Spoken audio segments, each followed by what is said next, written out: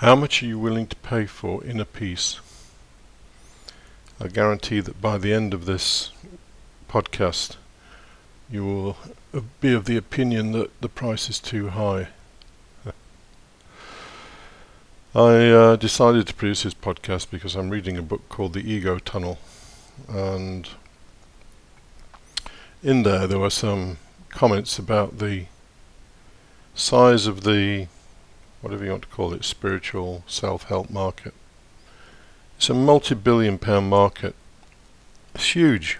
And it's a large market because, generally speaking, people are not all that happy. The reasons for unhappiness vary. And it seems that there are plenty of people saying exactly what's wrong. They're very good, or, well, not necessarily all that good, but they are producing some kind of diagnosis of man's condition. But how many people out there have got a solution for it? Well, almost none. And I want to talk about one of the more naive approaches before I get on to the real meat. This more naive approach is meditation. And again, here there is a huge multi-billion-dollar industry. People selling meditation technique courses, books, and a very large market of people who are ready to consume that. Because again, they're not happy. Well, what are they looking for when they take on board a meditation practice? In the main, what people are looking for is some kind of inner peace, some rest from the turmoil that is going on inside their mind and their emotions. Will meditation give you that? Well, here's the rub.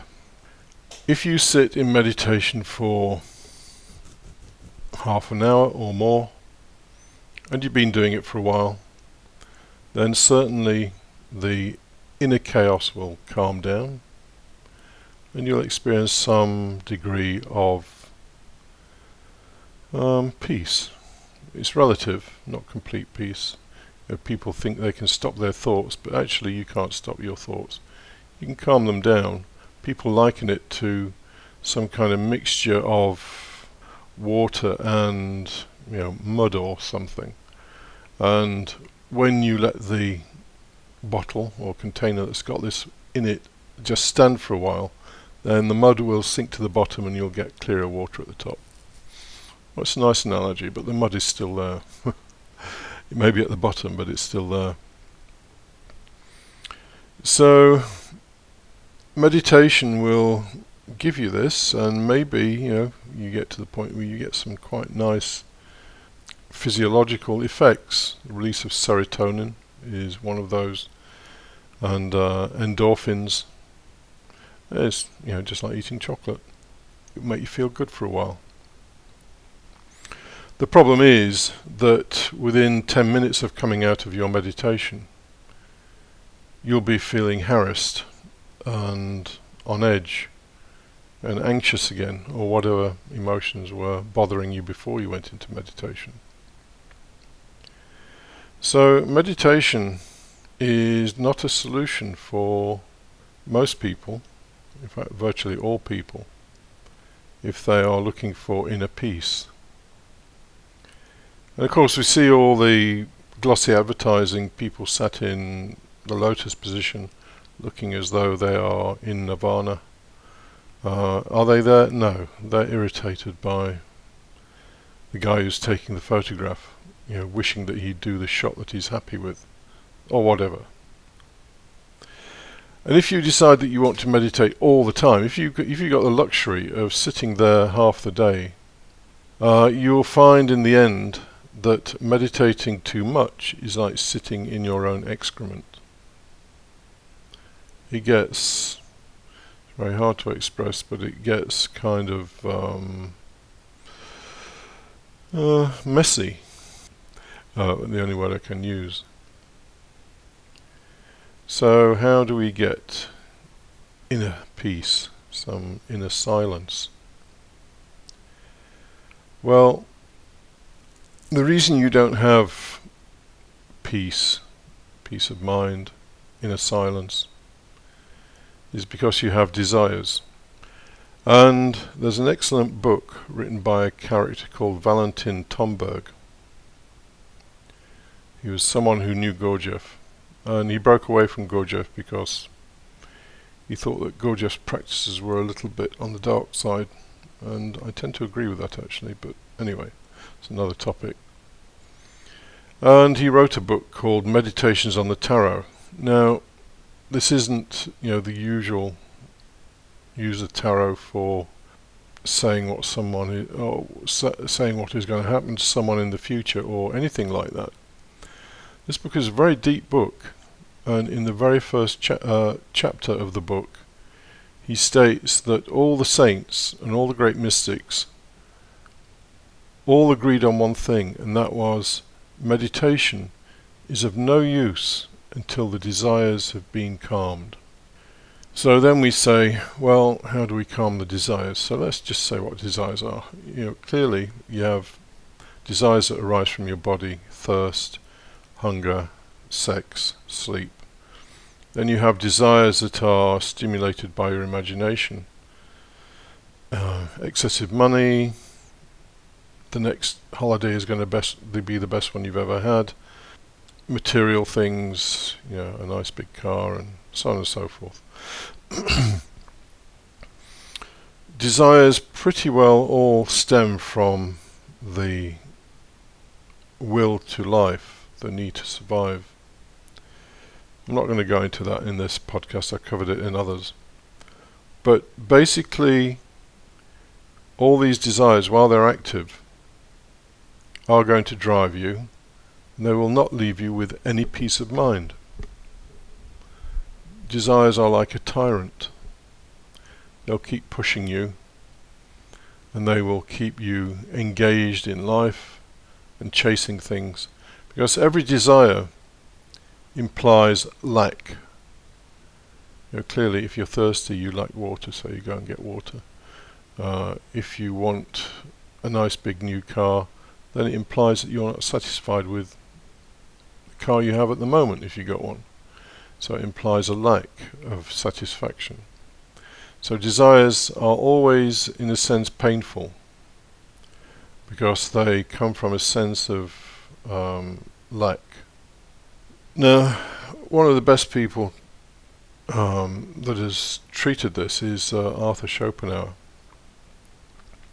And at the very end, or very near to the very end of his great work, The World as Will and Representation, there is a chapter called On the Doctrine of the Denial of the Will to Life. It sounds fairly dramatic, doesn't it? And it is dramatic, because what he's saying is that until the driver within you that drives you to get more money, get a better car, go on a better holiday, eat better food, whatever it is that is floating your boat, until the thing that is within you that is pushing all of that turns around and looks at itself and says, this is all futile. Until what I've seen explained as the understanding consuming the desires, until it happens, then you will never have any peace. Now obviously this is a big thing. And I did say at the beginning of this that the price for real peace is very, very high. And it's so high that most people will not be willing to pay it. They'd sooner suffer. So what is implied in all of this is that we move to a very simple form of life. Because Schopenhauer's chapter on the denial of the will to life isn't about suicide. He considers suicide to be useless, and it is useless. What he's talking about is realizing that all the things that you go chasing after, social prestige, fame, money, pleasures, those kind of things, are ultimately futile. They bring you nothing. How many people can realize that? Well, very, very, very few. So what will happen is that the people who've got, reasonably affluent will think that they can buy peace of mind. That is just one of the funniest things. It's tragic as well, but it's so funny that people treat peace of mind like another thing that they can purchase. They can go to Eckhart Tolle, they can pay a couple of $1,000 somewhere for a meditation course and go and buy peace of mind. And yet, that thing that is driving them to do that is the very same thing that is causing their problems, their lack of peace of mind. So inner silence cannot come about until something within a person has looked at life and their own life and decided that the usual pursuits are utterly and totally futile. And this is where the great Spinoza starts in the first few sentences, one of his works called The Improvement of the Understanding. He says, after experience had taught me that all the usual surroundings of social life are vain and futile. It's a fairly strong word, isn't it? Vain and futile. And he describes how for a while he tried to have his cake and eat it, to keep engaged in normal life, the usual social stuff, the usual ambitions. And he found that actually it wasn't possible to maintain the usual type of life driven by desires for luxury, for fame, for whatever. And he says in this particular work of his that in the end he had to devote himself wholly to the work that he'd set himself. So there's a price you have to pay. Oddly enough, once you have diminished the desires, and it sounds like you can just go out and decide that you're going to do that tomorrow. It doesn't happen like that. This is a huge existential challenge for an individual, and it isn't some pretty thing that happens in a nice wooden floored meditation hall full of middle class people, all having paid their $2,000 for a meditation course. It doesn't happen like that. It's a very personal thing. And as Gurdjieff said, unless a man is completely disappointed with life, he cannot do the kind of work that he was talking about. So, if you want inner peace and silence, then you have to seriously start reflecting on the nature of life in your life with total honesty, and it's not pretty. And eventually you will reach that state of disillusionment. And it's a dangerous place to be, of course, because there's nothing at that point that is going to replace that disillusionment. The thing that replaces it is something you have to wait for. In the Christian religion they call it grace. And Spinoza isn't one really to talk about his own experiences very much, but he does give a little bit away in the Improvement of the Understanding.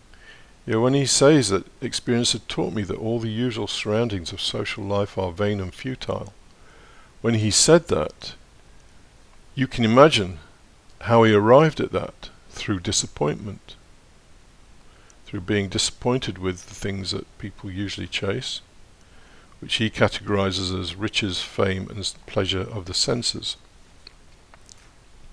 So he'd obviously had a go at that and found it all fairly futile. The irony is that once this process has taken place, once someone has seen through life, so to speak, you don't need to meditate, unless it's for a specific purpose. There are reasons why people meditate other than to try and achieve some state of calm and so on, for specific aims. But the general idea of meditation that you sit and you calm things down. Well, yes, things do calm down, but as I said, the mud is still at the bottom of the jar. It's just that if you sit for 20 minutes, then the mud settles down to the bottom, and as soon as you come out of your meditation, the whole thing gets shaken up again, and you're back to square one. So, the price of inner peace and silence and contentment is way too high for most people to pay. They would sooner have their misery. And that is the way it has always been, and that is the way it will remain.